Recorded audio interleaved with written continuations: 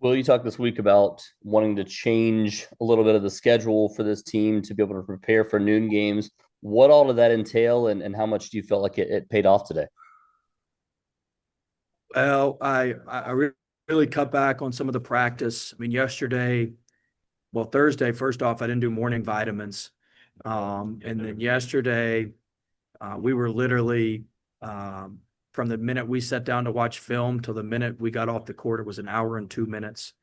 And then this morning, I let them sleep in for an extra 45 minutes, and we kind of changed our morning of routine. So I was just trying to get us fresh. I thought we got off to, a decent start because of it, but I was just trying to keep our guys fresh. And it's just a time of the season where, look, everything's pretty monotonous. The way we do things, 2 days out, 1 day out, everything's very monotonous. So if you can break that monotony and give them a little pop, and they responded well. So I'm proud of them.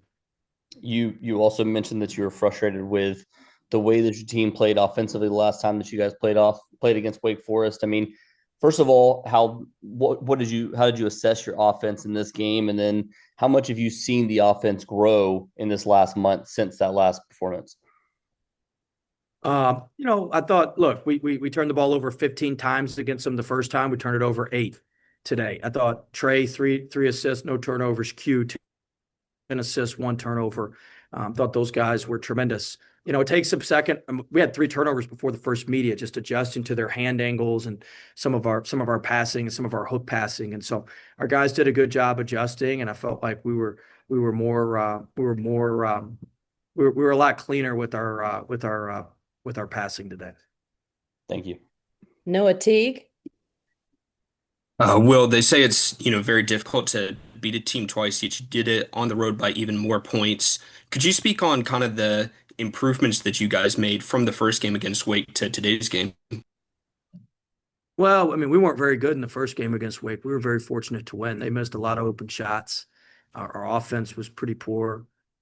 So, I mean, I think that, you want to continue to get better as the season goes on, and hopefully we can continue to get better. We're at the halfway mark now. I believe we're 7-2 here at the halfway mark. So we started with a win over Wake. We ended with a win over Wake, but the back stretch is, the back nine's not easy. So we've got to continue to improve, continue to get better, and continue to do the things that we need to do to allow us to be successful as a team. But I do think we're making progress. And I mean, look, you put 96 points up on the road, that's hard to do. So our guys did a good job, and 19 assists on 33 made baskets is really good as well. Noah Fleischman. Yeah, Paul and Darian hit three threes early in the game to kind of get you guys going. How much did that help settle in? And what did you kind of just like from the 3-point shooting overall shooting? 57%? Well, look, we're not going to shoot 57%. We can't control how we shoot it every night, but we can control the quality of the shots that we get. I thought our quality of threes, I can think of 2 or 3 that were pretty poor, but all the rest of our quality of threes, I think, were pretty good. So, I focus on what we can control, which is the quality of our shots, and I think that our shot quality was solid today. And then Darian didn't play the last 11:42. You have any kind of update on what he's doing? Yeah, his Achilles was tight, and it was kind of going up to his calf. We could have played him; he was cleared to play, but as long as we had a double-digit lead, there was no need to do anything, compromising. Rob. Yes, sir. You guys, because of the way you've played since the Georgia Tech game, these February games are going to have high value. First of all, just speak to how happy that makes you to know that your kids responded from the Tech loss, and is their confidence level at maybe the highest point it's been in the season? I think we found a rhythm. We've got a good rhythm. We've got a good way, about us, and so. Look, every season's going to have its up and downs. It took me, as a head coach, it took me a little longer than most years to kind of figure out how to play this group. And we had some curveballs. Some of the things weren't exactly as we maybe thought. And so we found a way, we had to find some ways to play these guys. And so very proud of our guys. I mean, see somebody like Terrence Arsenault played 24 minutes today, scored 9 points, but I mean, he's the only guy we had who could guard Juke Harris. And just the growth he had. I mean, he didn't play for 2 games. And so just really proud of him for sticking with it and keep working. And, Trey has struggled in ACC play shooting the ball. And He was 4 for 8 today from the field, 3 for 6 from three. I think he'd made maybe 4 or 5 threes his entire, the entire ACC season. So that sort of stuff. We've still got, look, I mean, we've still got a lot of room for improvement. Our on-ball defense was horrific today. We tried to trade baskets once we figured out how easy it was going to be to score. And so that's not going to work Tuesday at SMU. But, look, we've got, you want to play meaningful games. And so we certainly have those on the back end of the schedule here. 2 more questions. Jaden? Yeah, you have continued playing sort of that tighter lineup.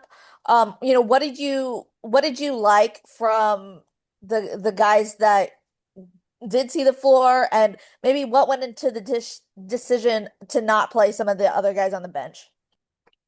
Well, I just think, 8 guys gives us a chance to have some continuity, gives us a chance to have some continuity of lineups. And so everybody knows that they're going to get multiple chances, and they're not going to get pulled on their first mistake, or they're not going to have something, they're not going to have something happen on their first mistake. And so I just think it relaxes everybody and gives everybody more opportunity for success. And so look, this isn't, this isn't the permanent lineup. It could change again, probably will change again, but it's working for us now. And we're not gonna mess with it too much.